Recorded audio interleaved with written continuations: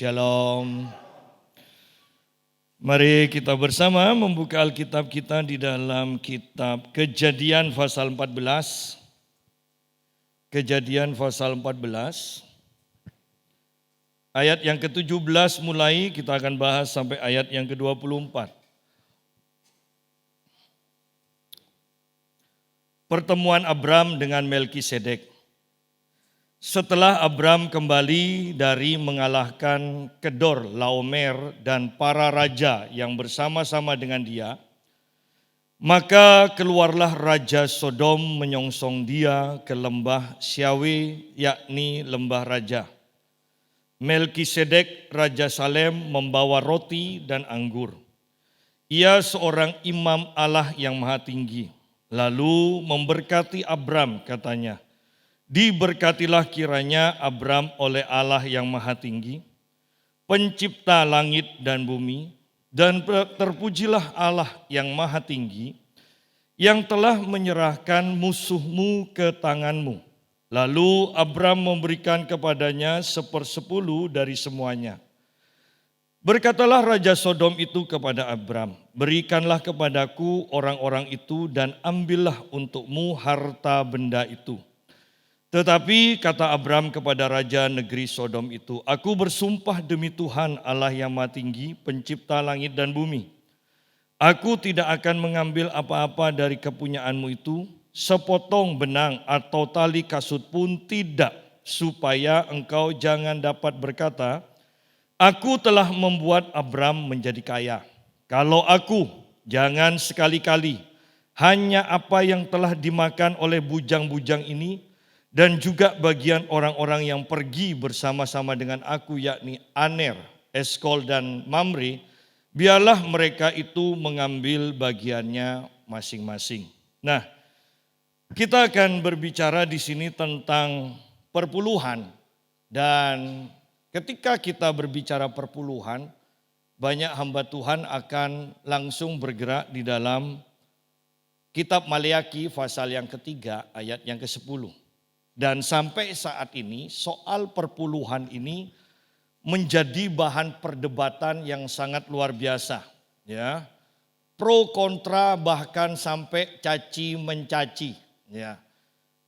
Tetapi kita akan terus mempelajari, dan saya secara pribadi hati nurani lepas dari semua perdebatan, hati nurani mengatakan bahwa tidak ada yang salah dengan perpuluhan, dan hati nurani ini juga mengatakan bahwa memang harus memberi perpuluhan.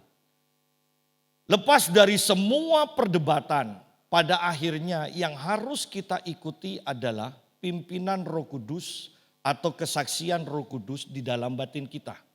Ya. Karena banyak perdebatan itu hukum perjanjian lama lah, maksudnya hukum Taurat lah, dan kita tidak hidup di dalam hukum Taurat dan sebagainya alasan. Oleh karena itu pada akhirnya bukankah kebenaran harus disampaikan, dan pada akhirnya juga orang-orang yang mendengar yang menentukan. Kita tidak usah memvonis ini salah itu benar. Yang mendengar punya hati nurani di mana Roh Kudus tinggal di dalamnya. Sehingga mau melakukan atau tidak melakukan, percaya atau tidak percaya, diserahkan kepada pilihan kita masing-masing. Ya, tidak usah saling mengutuk dan tidak usah saling menyalahkan. Mari kita lihat sekarang.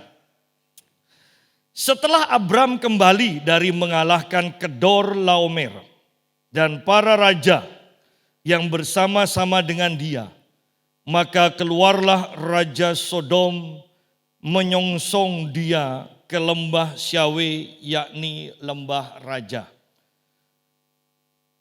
Ini adalah pernyataan yang sangat luar biasa. Bayangkan seorang rakyat biasa, yaitu Abram, mengalahkan kumpulan dari raja-raja, ya, Kedor Laomer dan raja-raja yang lain. Ada 4 atau 5 raja di sini berkumpul menyerang Sodom, dan Raja Sodom akhirnya kalah. Sehingga rakyatnya semua menjadi tawanan, termasuk Lut. ya keponaan dari Abram ditawan. Oleh karena itu kemudian Abram berinisiatif dengan para budaknya, hamba-hambanya itu mengejar dan merebut Lot dari Raja Kedorlaomer dan sekutu-sekutunya ini. Dan itu cerita yang sangat luar biasa. Kalau ini dijadikan film, ini pasti bagus, ya. Dan pasti orang akan mengatakan ini dongeng, karena tidak mungkin rakyat biasa dengan para budaknya mengalahkan 4 atau 5 raja yang bersekutu bersama pasukannya, ya. Tetapi bagi kita orang rohani yang harus kita pelajari dari kejadian ini, bahwa kalau bukan karena Tuhan, tidak mungkin ini terjadi. Dan hal-hal yang seperti ini seharusnya yang sering terjadi dalam kehidupan kita. Ya. Nah, lanjut, setelah Abram mengalahkan Kedorlaomer dan para raja yang bersama-sama dengan dia, maka Raja Sodom menyambut Abram. Tetapi selain Raja Sodom, di sini dikatakan Melkisedek ayat 18, Raja Salem membawa roti dan anggur, ia seorang imam Allah yang maha tinggi. Kemudian kita tahu bahwa setelah itu Abram memberikan perpuluhan kepada Melkisedek. Ingat, belum ada hukum tentang perpuluhan. Belum ada hukum Taurat di sini. Belum ada, ya. Abram memberikan 1/10 kepada Melkisedek. Perhatikan yang dibawa oleh Melkisedek. Melkisedek disebut Raja Salem atau Raja Damai Sejahtera. Dan dia membawa roti dan anggur. Bukankah kita sudah jelas ini gambaran siapa? Bahwa inilah Yesus di dalam perjanjian lama. Yesus bukan hanya ada di dalam perjanjian baru. Yesus sudah ada di dalam perjanjian lama. Coba kita bandingkan ya Melkisedek dengan kitab Ibrani pasal yang ke-7. Ibrani pasal yang ke-7. Kristus dan Melkisedek. Ayat pertama dan kita akan baca sampai ayat yang ke-3. Sebab Melkisedek adalah Raja Salem dan imam Allah yang maha tinggi.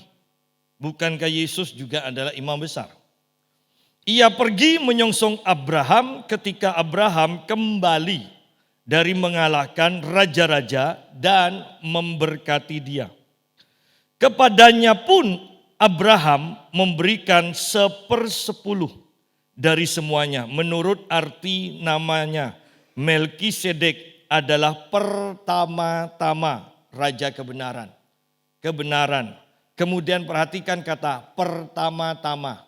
Yesus adalah firman yang awal dan yang akhir. Pada mulanya adalah firman. Dan juga Raja Salem. Namanya akan disebut penasehat yang ajaib, Allah yang perkasa, Bapa yang kekal, Raja damai. Ya.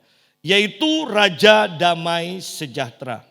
Perhatikan di sini bahwa Melkisedek bukan manusia biasa. Ia tidak berbapak, tidak beribu, tidak bersilsilah, harinya tidak berawal, dan hidupnya tidak berkesudahan.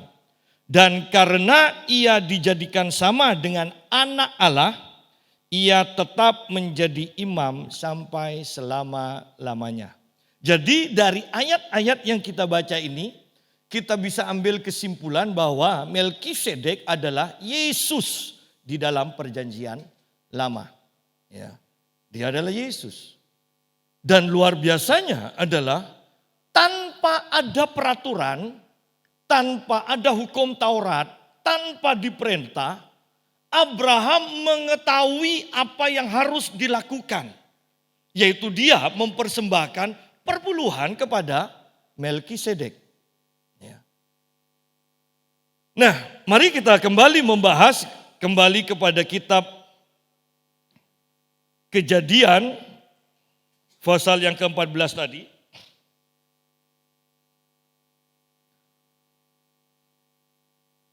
Melkisedek Raja Salem membawa roti dan anggur. Jadi, kenapa kita orang perjanjian baru sekarang? Saya secara pribadi dan saya harapkan juga jemaat GPPS tidak tergoyahkan dengan apa yang kita sudah percayai. Mengapa kita harus memberikan perpuluhan? Karena di dalam perjanjian bukan hukum Taurat yang menetapkan pada awalnya. Itu semua terjadi melalui Abraham sebelum hukum Taurat. Ya.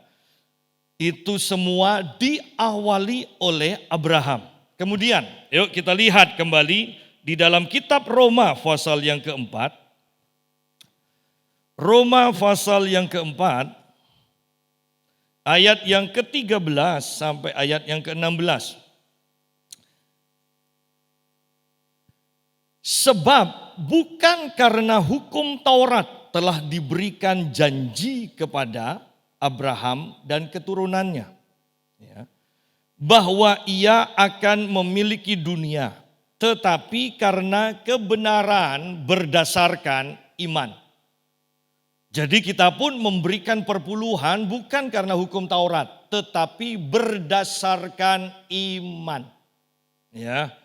Sebab bukan ayat 14, sebab jika mereka yang mengharapkannya dari hukum Taurat menerima bagian yang dijanjikan Allah, maka sia-sialah iman dan batalah janji itu.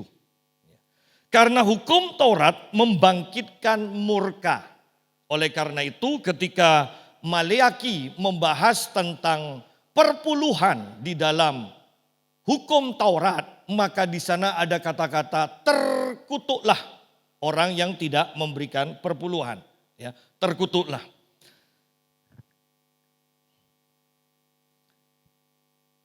Kemudian, karena hukum Taurat membangkitkan murka, tetapi di mana tidak ada hukum Taurat, di situ tidak ada juga pelanggaran. Jadi kalau tidak ada hukum Taurat, Anda mau memberikan perpuluhan atau tidak memberikan perpuluhan, tidak ada murka Allah. Nah, Anda semua akan mengatakan puji Tuhan, berarti tidak perlu memberikan perpuluhan. Iya kan?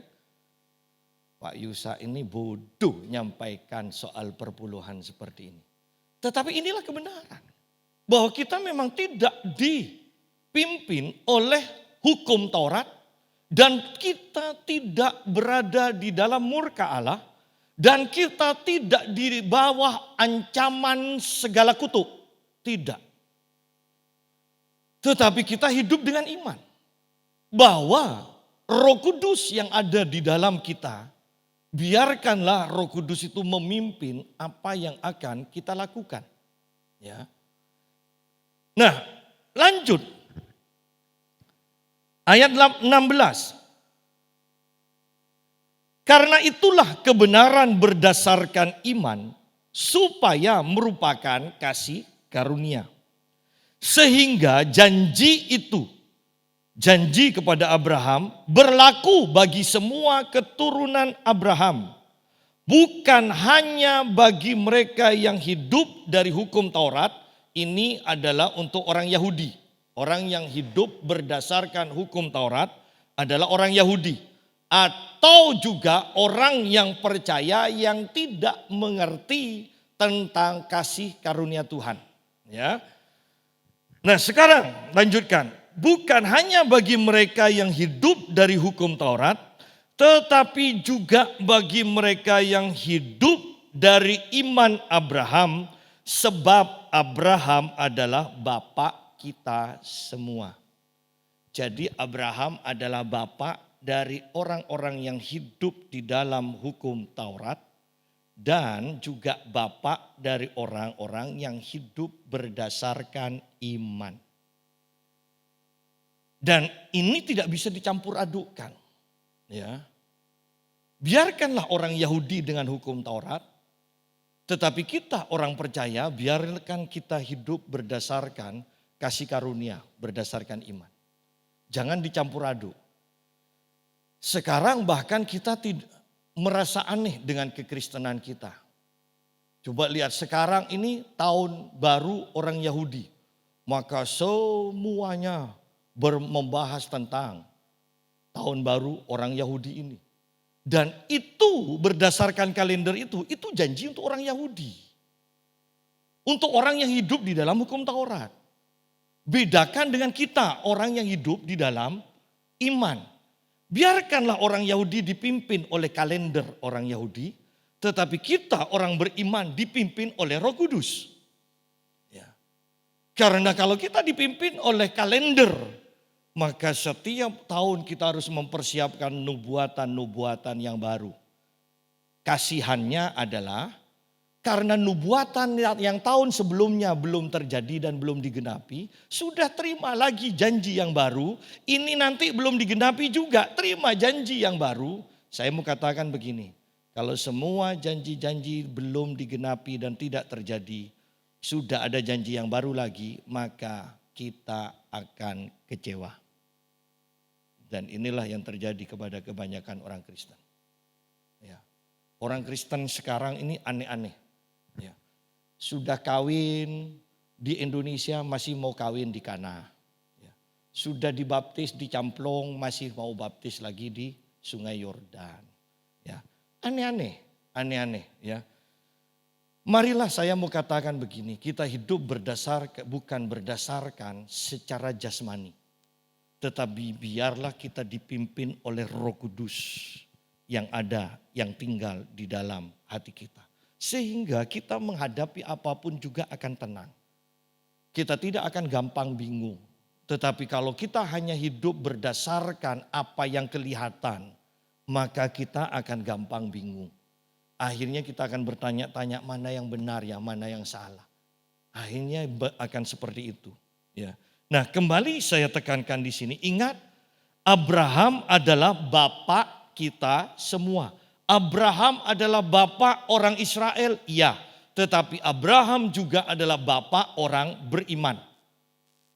Sehingga yang namanya bapak tentunya teladannya harus diikuti oleh anak-anaknya.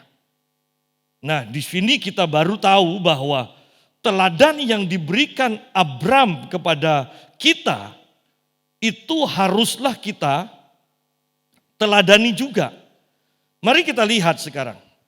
Melkisedek Raja Salem membawa roti dan anggur. Ia seorang imam Allah yang maha tinggi. Lalu ia memberkati Abram. Katanya, diberkatilah kiranya Abram oleh Allah yang maha tinggi, pencipta langit dan bumi.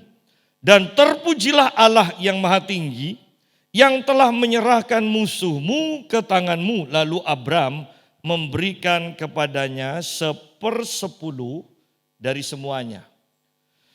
Kenapa Abram memberikan 1/10 dari semuanya? Ingat, karena Abram hidup berdasarkan iman. Abram memberi perpuluhan karena iman. Ya, karena iman.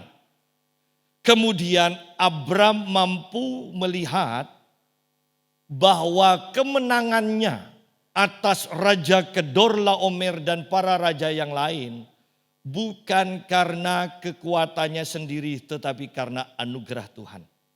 Dan sekarang di hadapannya ada Tuhan.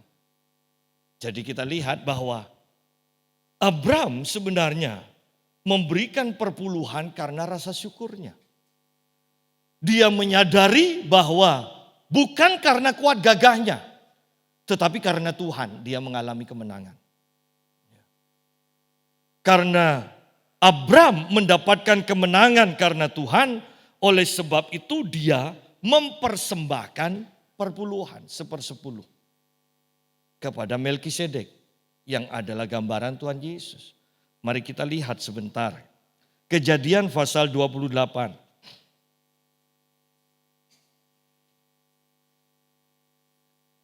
Ayat yang ke-20. sampai ayat 22. Lalu bernasarlah Yakub, jika Allah akan menyertai dan akan melindungi aku di jalan yang kutempuh ini, memberikan kepadaku roti untuk dimakan dan pakaian untuk dipakai, sehingga aku selamat kembali ke rumah ayahku, maka Tuhan akan menjadi Allahku. Dan batu yang kudirikan sebagai tugu ini akan menjadi rumah Allah dari segala sesuatu yang engkau berikan kepadaku. Akan selalu, perhatikan kata selalu, berarti ini bukan hanya satu kali. Akan selalu kupersembahkan 1/10 kepadamu. Perhatikan, apakah zaman Yakub sudah ada hukum Taurat? Tidak ada. Tidak ada. Yakub mengatakan, aku akan memberikan 1/10 dari semua yang dia miliki. Mengapa Yakub mengatakan seperti itu? Perhatikan ayat 20. Jika Allah akan menyertai dan akan melindungi aku di jalan yang kutempuh ini. Bahwa penyertaan Tuhan dan perlindungan Tuhan itu yang membuat Yakub tergerak dan berkomitmen untuk memberikan perpuluhan. Karena Tuhan sudah menyertai dan melindungi dia. Ya. Karena Tuhan sudah menyertai dan melindungi dia. Kemudian, karena Tuhan memberikan kepada Yakub roti untuk dimakan dan pakaian untuk dipakai. Bahwa Allah mencukupi kebutuhan dari Yakub. Ya. Sehingga aku selamat kembali ke rumah ayahku. Maka Tuhan akan menjadi Allahku. Yang ketiga yang seharusnya juga menjadi yang pertama adalah karena Tuhan adalah Allahnya. Karena kita mempunyai Tuhan, maka kita memberikan perpuluhan.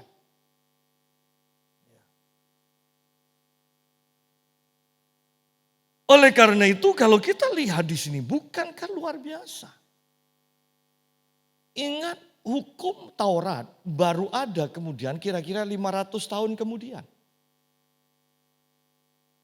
Lalu, kita yang selalu mengatakan keturunan Abraham, tetapi kemudian kita berbantah-bantah, kita berusaha menghancurkan apa yang dilakukan Abraham ini hanya dengan karena hukum Taurat yang sudah dibatalkan. Bahwa perpuluhan bukan hukum dari hukum Taurat. Perpuluhan adalah kesadaran diri sendiri siapa Tuhan dan apa karya Tuhan dalam hidup kita, dan semua milik kita bukan karena usaha kita, tetapi karena anugerah Tuhan. Oleh karena itu, betapa luar biasanya pengertian ini. Inilah perpuluhan. Inilah perpuluhan.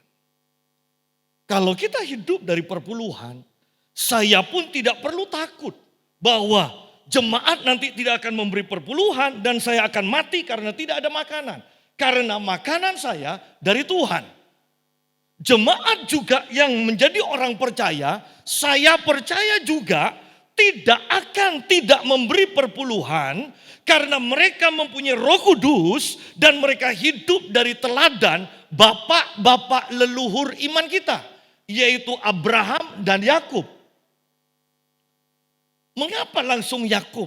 Saya membayangkan begini, Ishak tidak usah mengalami pengalaman yang mengharuskan dia memberikan perpuluhan.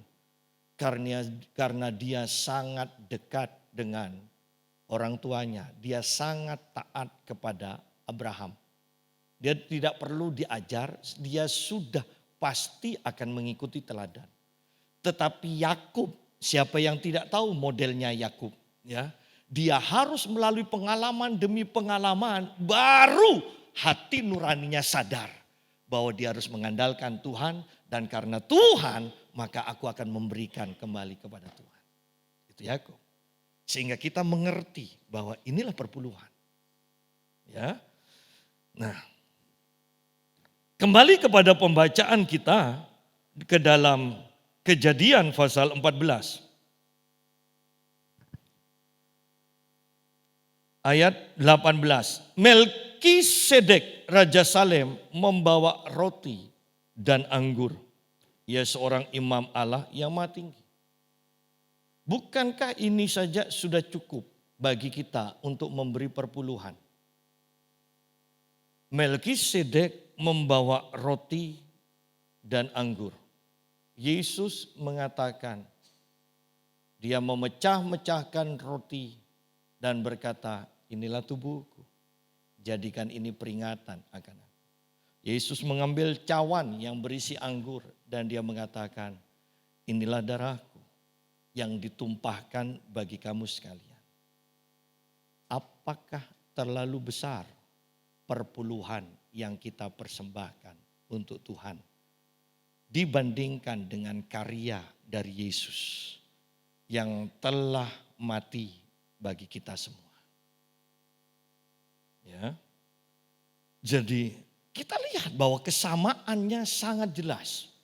Melkisedek membawa roti dan anggur. Yesus juga membawa roti dan anggur dan dia berkata, jadikan ini peringatan akan aku. Ingat aku, ingat karyaku. Tadi kita sudah bahas bahwa Yakub memberikan perpuluhan karena Tuhan, karena karya Tuhan, karena Tuhan menyertai dan melindunginya, karena Tuhan memberikan kecukupan kepadanya. Dan saya mau tekankan, bagi yang tidak mau memberi perpuluhan, tidak usah takut hidup dalam kutub. Saya mendapatkan banyak pelajaran dari Tuhan dan saya berani menyampaikan kebenaran ini. Kan lebih baik saya menyampaikan soal kutuk kan? Supaya jemaat takut dan saya mendapatkan perpuluhan. Tetapi ini bukan zamannya kutuk. Segala kutuk kita ditanggung oleh Yesus di atas kayu salib. Dan kita hidup berdasarkan anugerah Tuhan. Ya. Tetapi ingat, anugerah Tuhan akan menghidupkan hati nurani kita karena Roh Kudus tinggal di dalam hati kita. Sehingga bahkan Alkitab di dalam kitab suratan Yohanes mengatakan, kamu tidak perlu diajar siapapun juga. Karena kalau kita memang mau diajar oleh Roh Kudus yang ada di dalam kita, kita akan hidup dalam kebenaran. Ya.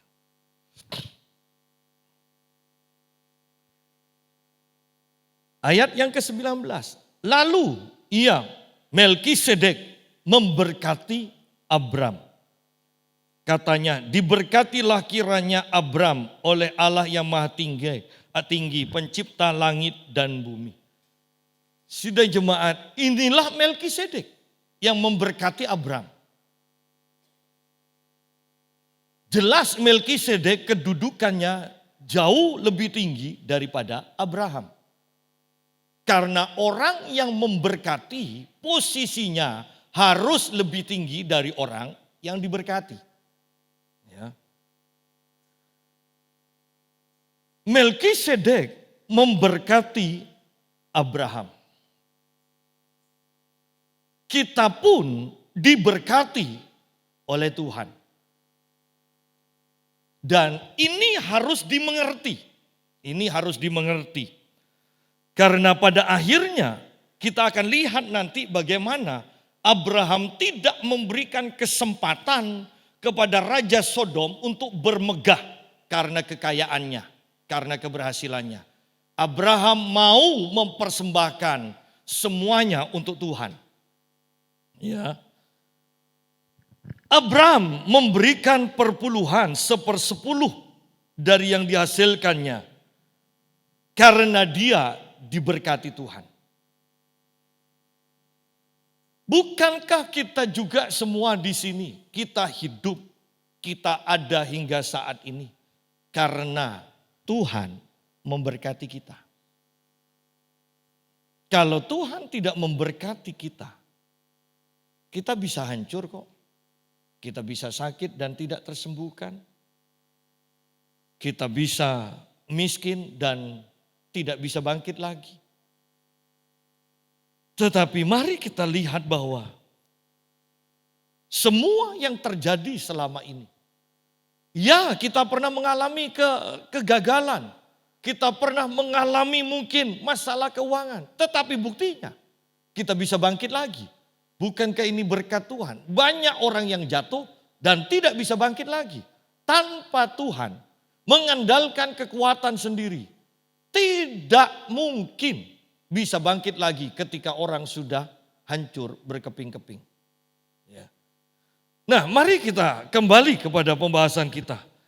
Lalu Melkisedek memberkati Abram, katanya, diberkatilah kiranya Abram oleh Allah yang Maha Tinggi, pencipta langit dan bumi, dan terpujilah Allah yang Maha Tinggi, yang telah menyerahkan musuhmu ke tanganmu. Bahwa yang ketiga, Abram memberikan perpuluhan karena Tuhan memberikan kemenangan kepada Abraham. Tuhan yang memberikan kemenangan, sudah jelas. Bagaimana mungkin Abram dan hanya berapa puluh hamba-hambanya itu bisa mengalahkan beberapa negara? Kan 4 atau 5 negara kan yang mengalahkan Sodom. Kalau bukan karena Tuhan, seringkali kita tidak menyadari bahwa berkat, kemenangan demi kemenangan kita itu datangnya dari Tuhan. Sehingga kita selalu hitung-hitungan. Saya selalu katakan begini, kalau kita dapat uang karena pemberian atau karena lotre atau karena judi yang gampang, bukankah kita mudah memberi kepada orang lain? Ya. Tetapi kalau kita dapatnya dari hasil kerja keras, ya, hasil dari kerja keras, maka kita akan menjadi orang yang pelit. Mungkin Anda katakan, Pak, semuanya kan hasil dari kerja keras. Iya, tetapi yang saya mau tekankan pola pikir kita. Bahwa semuanya harus bekerja sungguh-sungguh. Tetapi ingat, orang dunia bekerja mencari uang. Tetapi kita bekerja untuk menerima apa yang Tuhan sudah sediakan. Pola pikir kita.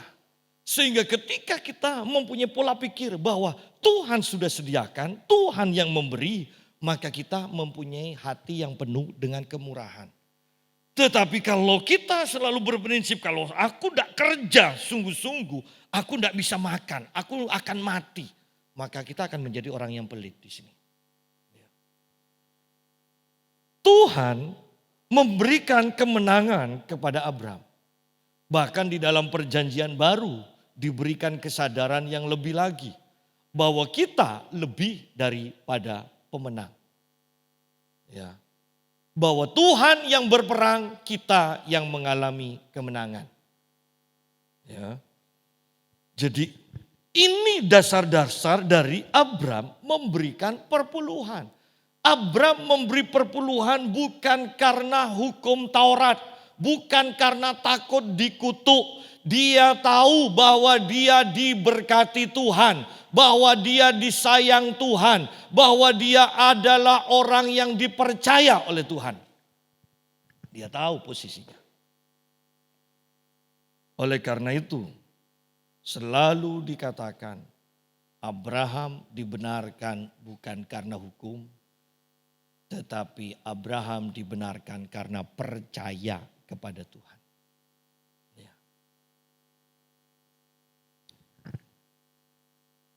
Lalu ayat 20 terakhir. Lalu Abraham memberikan kepadanya, kepada Melkisedek, 1/10 dari semuanya.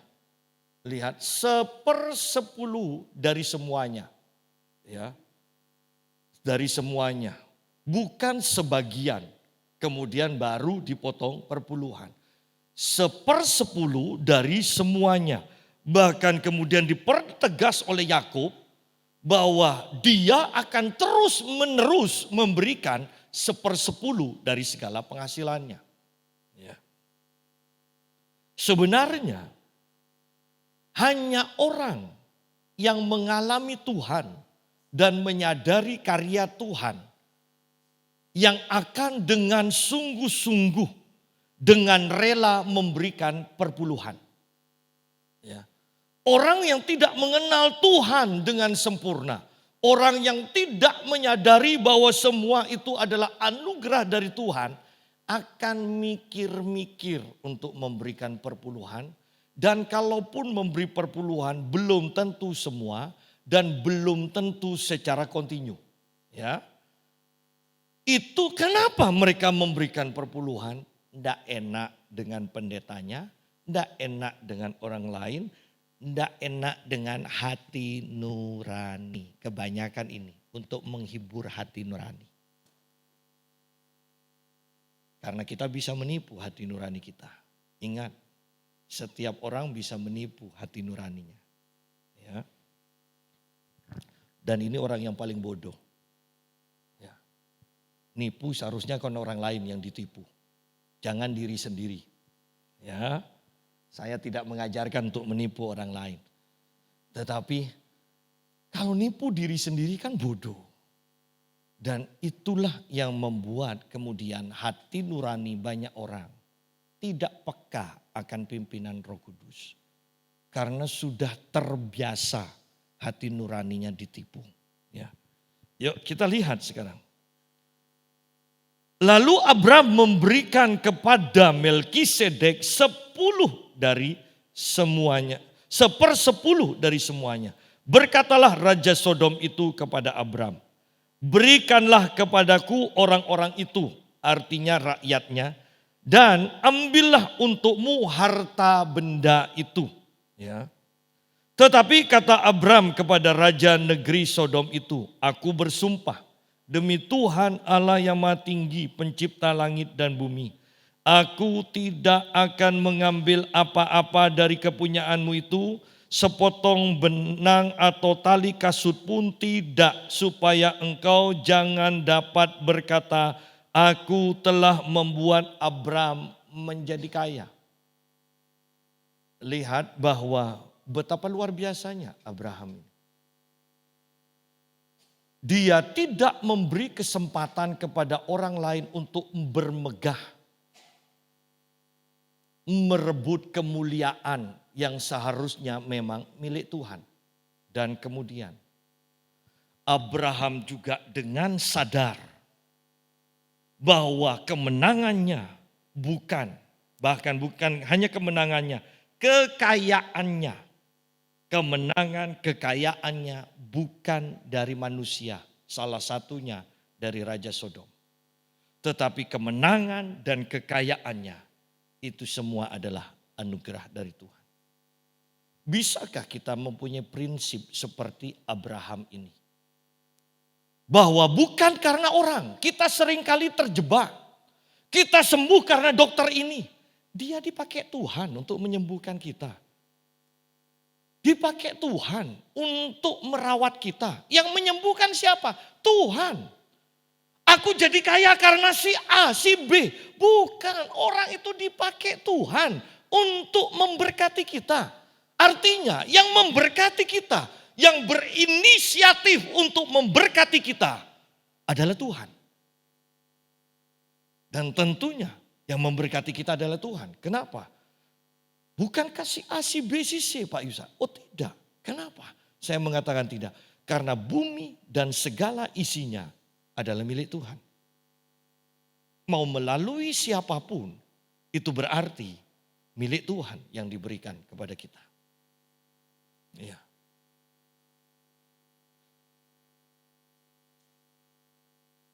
Berarti tidak perlu berterima kasih Pak Yusa. Selama kita manusia, maka kita ada aturan sopan santun. Tetapi yang saya mau tekankan adalah pola pikir dan hati kita.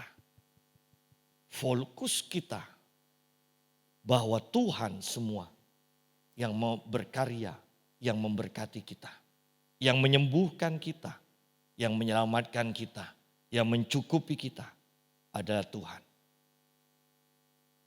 Bahkan dari si A, si B. Bahwa hati si A, hati si B ada di dalam kuasa Tuhan. kalau Tuhan tidak gerakkan. Ya, kalau Tuhan tidak gerakkan, tidak akan mengalir kepada kita. Selama sidang raya, saya melihat beberapa hamba-hamba Tuhan yang punya mental pengemis. Mereka mendatangi hamba-hamba Tuhan yang senior dan mengatakan, Om, Tante, Mami, saya ini datang ke sini harus jual ini. Tidak tahu nanti kapan ini nanti pulangnya bagaimana. Dan orang-orang yang peka kemudian langsung pamit. Langsung pamit, Om, Tante itu langsung pamit. Kenapa? Karena tahu dia yang diharapkan untuk memberi. Tetapi saya mau tekankan, hati Om, Tante, Mami ada di dalam tangan Tuhan. Kalau Tuhan tidak gerakkan, kita mau pakai manipulasi apapun juga tidak akan mengalir kepada kita. Ya. Bahwa semua berkat Tuhan, berkat yang kita miliki, semua kekayaan yang kita miliki, ingat itu adalah berkat dari Tuhan. Sehingga ketika kita menyadari hal ini, jangan berikan kemuliaan kepada orang yang tidak tepat. Karena kemuliaan itu hanya patut kita persembahkan kepada Tuhan. Ketika kita menyadari semua ini, menyadari Tuhan yang menyertai kita, Tuhan yang melindungi kita, Tuhan yang memberkati kita, Tuhan yang memberi kemenangan kepada kita. Saya percaya bahwa kita dengan mudah akan memberikan 1/10 dari semua pendapatan kita kepada Tuhan. Tetapi ketika kita tidak menyadari kebenaran ini, kita akan sangat pelit. Bahkan sampai dalam taraf seorang jemaat mengatakan pada saya, Pak Yusa, jujur, saya tidak berani memberi perpuluhan. Perpuluhan yang saya berikan itu, Pak, itu bukan perpuluhan. Nggak usah ngomong, saya tahu. Loh iya kan? Iya kan? Kalau seandainya naik Innova perpuluhannya 100.000. Semua orang tahu itu sedekah. Ya. Dan berkat itu sesuai dengan apa yang engkau berikan melalui pola pikirmu. Kenapa banyak kita itu hanya hidup pas-pasan. Walaupun tidak salah, karena kita selalu memberi kepada orang miskin atau orang yang kekurangan. Ya. Memberi kepada hamba Tuhan yang kekurangan. Dan Alkitab katakan, mereka memiutangi Tuhan. Memiutangi. Adakah orang yang utang kemudian utang 100 bayar 1 juta? Tidak ada kan? Ketika kita memiutangi Tuhan, maka kita akan menerima dari Tuhan sebanyak yang kita keluarkan. Jarang ada orang memberikan itu karena wow, orang itu diurapi Tuhan. Orang itu sungguh diberkati. Jarang. Karena seperti engkau memberkati siapa orang itu, berkat orang itu juga akan sampai ke dalam tangan. Nah, kembali kepada pembahasan kita. Bahwa seringkali kita tidak menyadari siapa Tuhan dan karyanya di dalam kita. Apakah susah mengasihi Tuhan dan mempersembahkan nyawa kita untuk Tuhan? Iya, kalau kita tidak memahami terlebih dahulu betapa besarnya kasih Tuhan kepada kita. Sehingga dia rela mati bagi kita. Bahwa kita akan mau mati hanya bagi orang yang memang juga rela mati bagi kita. Iya kan? Itu manusia. Tetapi tanpa kita menyadari kasih Kristus kepada kita. Karya Kristus kepada kita. Maka kita juga akan hitung-hitungan seminimal mungkin yang bisa kita berikan kepada Tuhan. Ya. Abram, walaupun bukan orang perjanjian baru. Dia mengalami Tuhan. Anda bisa bayangkan dahsyatnya kasih dan iman Abraham sampai-sampai ketika disuruh untuk mempersembahkan Ishak saja, anak satu-satunya dia rela. Dengan imannya yang mengatakan kalaupun Ishak mati pasti Tuhan akan bangkitkan lagi. Kalau kita akan mikir gini, ya kalau dibangkitkan, kalau enggak. Tetapi kalau kita memang sungguh kenal pribadi itu, maka kita tidak akan pernah ragu-ragu. Kenapa kita ragu-ragu? Karena di beberapa bagian kita belum kenal pribadi itu. Tetapi kalau kita kenal seluruhnya. Oleh karena itu pada akhirnya Paulus mengatakan, aku berdoa untuk kamu supaya engkau memahami betapa panjangnya, betapa lebarnya. Mungkin kita memahami panjangnya, masih ada lebarnya. Mungkin lebarnya belum kita pahami. Kita mungkin memahami betapa dalamnya, tingginya belum. Oleh karena itu Paulus dengan lengkap mengatakan betapa panjangnya, betapa lebarnya, betapa tingginya, betapa dalamnya kasih Kristus itu. Dan memahami kasih itu. Berarti ketika sudah berbicara memahami kasih itu, Allah secara keseluruhan, Allah Tritunggal. Aku berdoa supaya engkau dipenuhi oleh segala kepenuhan Allah. Ketika Anda memahami ini dan mengalami ini semua, hanya memberi 1/10, gampang. Gampang. Bagi yang berusaha, saya mau tekankan, ingat, tidak usah terlalu fanatik dengan memberikan 1/10 dari penghasilan kotor. Karena banyak orang yang terlalu emosi dan belum dipotong ini, belum dipotong modal sudah 1/10 yang dikasih. Tidak. Tuhan kita tidak kejam. Ya, Tuhan kita juga tidak sembrono. Modal harus dipotong terlebih dahulu baru keuntungan itu yang dipotong 1/10. Bukan semuanya. Kalau Anda dari semua yang masuk belum modalnya belum dipotong Anda kasih, tidak lama kemudian Anda akan bangkrut. Ya, ini kan secara alaminya. Tidak tahu kalau tiap hari ada orang yang kirim 50 juta, Anda tidak akan bangkrut. Ya. Tetapi ayo kita lihat bahwa kembali, semuanya kembali pada tatanan yang benar. Pada akhirnya kita memberikan perpuluhan, iya, tetapi bukan berdasarkan hukum Taurat.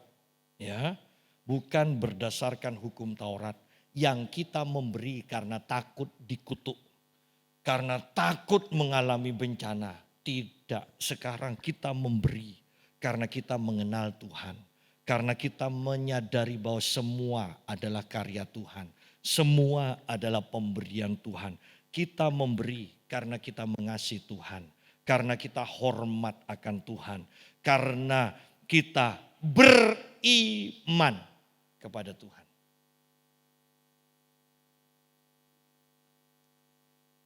Ayat 23 dan 24. Ayat terakhir mari kita lihat. Aku tidak akan mengambil apa-apa dari kepunyaanmu itu. Sepotong benang atau tali kasut pun tidak, supaya engkau jangan dapat berkata, aku telah membuat Abram menjadi kaya. Kita pun ingat, hati-hati, jangan sampai pernah mengatakan, aku kaya karena si A, aku kaya karena si B, aku kaya karena ini, karena ini, karena ini. Anda harus mengatakan semua karena anugerah dari Tuhan. Ya. Ayat 24, kalau aku jangan sekali-kali hanya apa yang telah dimakan oleh bujang-bujang ini dan juga bagian orang-orang yang pergi bersama-sama dengan aku, yakni Aner, Eskol dan Mamre, biarlah mereka itu mengambil bagiannya masing-masing. Yang disebut oleh Abram adalah hamba-hambanya. Hamba-hamba dari Abram sudah bekerja, biarlah dia mendapat bagiannya, dikatakan. Orang yang bekerja mendapatkan bagiannya. Tetapi Abram sebagai orang yang mengandalkan Tuhan mendapatkan kasih karunia. Oleh karena itu saya katakan, orang bekerja, kebanyakan orang bekerja mencari uang. Tetapi kita bekerja karena Tuhan yang memerintahkan. Siapa yang tidak bekerja, janganlah ia makan. Karena kita bekerja, kenapa? Karena kita tahu bahwa ketika kita bekerja, sebenarnya kita sedang menerima apa yang Tuhan sedang sediakan bagi kita. Bahwa itu sudah disediakan oleh Tuhan. Bukan kita mencari. Kalau kita mencari uang terus, Anda tidak punya waktu. Tetapi kalau Anda menerima, Anda tahu kapan waktunya menerima, dan itu adalah satu kepastian. Anda tidak akan bekerja keras sampai tidak punya waktu. Anda tetap punya waktu.